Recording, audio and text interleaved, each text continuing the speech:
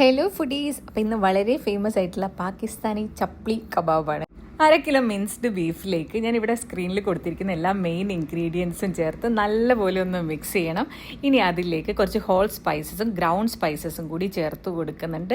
ഈ ഒരു കബാബിൻ്റെ authentic taste കിട്ടാൻ വേണ്ടിയിട്ടാണ് ഇതിലേക്ക് പോമഗ്രാനൈറ്റിൻ്റെ സീഡ് ഉണക്കി ക്രഷ് ചെയ്ത് ചേർക്കുന്നത്. ഇനി അത് ഇല്ലാന്നുണ്ടെങ്കിലും നിങ്ങൾക്ക് ഇല്ലാതെയും ട്രൈ ചെയ്യാം, നല്ല ടേസ്റ്റ് തന്നെയാണ്.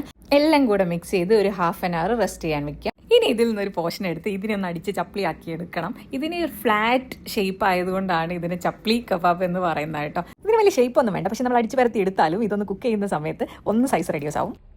ഇനി ഒരു പാനിൽ ഒരു പീസ് ബട്ടർ മെൽറ്റ് ചെയ്തെടുത്ത് കുറച്ച് ഓയിലും ചേർത്ത് നമുക്ക് ഈ ഒരു കബാബ് ഒന്ന് ഫ്രൈ ചെയ്തെടുക്കണം. ബീഫിൻ്റെ നെയ്യ് കിട്ടുകയാണെങ്കിൽ അത് മെൽറ്റ് ചെയ്ത് അതിൽ തന്നെ ഫ്രൈ ചെയ്തെടുക്കുന്നതാണ് ഏറ്റവും ബെസ്റ്റ് ആയിട്ടുള്ളത്. ഇനി 2 സൈഡും ഒന്ന് ഫ്ലിപ്പ് ചെയ്ത് നല്ല പോലെ ഫ്രൈ ചെയ്തെടുക്കാം.